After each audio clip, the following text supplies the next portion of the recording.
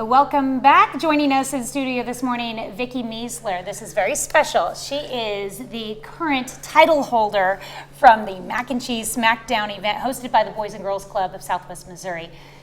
The current winner. Yes. Woohoo! Yeah. So this competition is coming up again, but we thought it would be fun to have you in studio to show us how you make your award-winning mac and cheese. So first I have to say, it wasn't just me. It was a team of 4 from Ozark Center that entered. And this is this was my recipe. So this is a 3-cheese candied bacon mac and cheese. 3-cheese candied bacon mac and cheese? Yes. Yeah. That sounds amazing. So first thing we're going to do is work with the candied bacon. Okay. Because that's the more difficult part. So you just put a little bit of bacon. There's just a whole pound of bacon in the bowl. And is there like a type of bacon that you shoot for with like different amounts of fat content or? No, I think the best option is thick cut bacon. And the main thing is to make sure you don't get like a whole bunch of flavored bacon. Like probably maple bacon wouldn't taste very good in this recipe. So just like a hickory smoked thick cut bacon.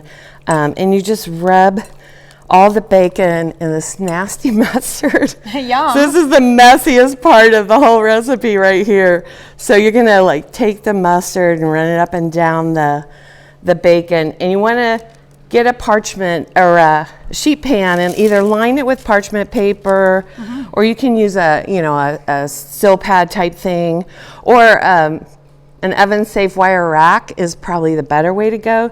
It's a lot easier to clean up if you use parchment paper.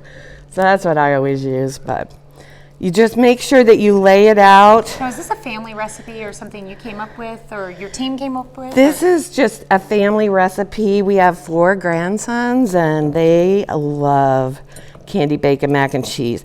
They also like candy bacon, scalloped potatoes. Anything with candy bacon in it is a winner in our house. Okay. You just want to make sure you don't overlap it because it'll need to brown on all sides. So you take if you need 2 pans, that's okay. You are going to need 2 pans. If you have 2 pans, that's great because you can cook them at the same time. But then the last step is to use the brown sugar mixture. So this is like 2 cups of brown sugar, pepper, cayenne pepper, and red pepper flakes. Okay. So you're not only getting that super sweet taste, but you're getting a little bit of heat right in the back of your throat. So you're just going to cover the bacon with this mixture.